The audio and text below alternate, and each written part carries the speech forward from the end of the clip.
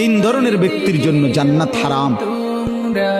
কি হারাম বলেন না? কি হারাম? জান্নাত হারাম।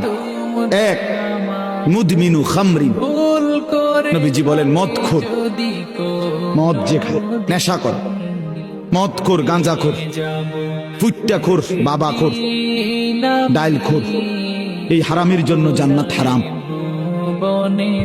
দুই নম্বর, আকুল ওয়ালিদাইন, পিতা মাতার অবাধ্য, মা বাবার যে নাফরমান সন্তান, যে মা বাপকে কষ্ট দিচ্ছে, এই অসভ্যের জন্য জান্নাত হারাম।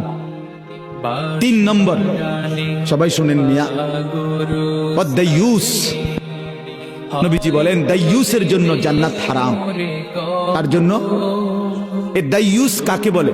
নবীজি নিজে বলছেন এই হাদিসে, দাইয়ুস আল্লাযী ইউকিররু আহলাহু আল খুবুসা, নবীজি বলেন এবং ওই দাইয়ুসের জন্য জান্নাত হারাম যে তার পরিবারের জন্য, আহলাহু মানে পরিবার, স্ত্রী সন্তান, যে তার পরিবারের জন্য নাপাকি, নাজায়েজ, হারাম, অশ্লীলতা, গুনাহ, বেহায়াপনাকে মেনে নিচ্ছে, স্বীকৃতি দিচ্ছে। খোদার কসম তাকে দাইয়ুস বলে, তার জন্য জান্নাত হারাম।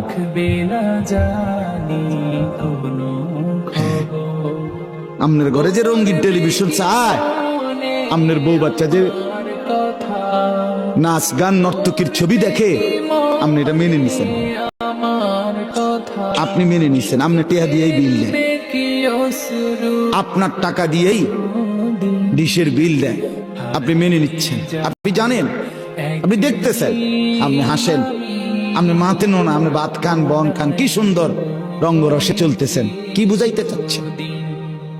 সরাসরি সাফ নবীজি বলছে ওই লোকটা দাইয়ুস, যে তার পরিবার, স্ত্রী পরিবারের জন্য নগ্নতা, অশ্লীলতা, বেহায়াপনা, অসভ্যতা, হারাম, নাজায়েজ, গুনাহ মেনে নেয়, স্বীকৃতি,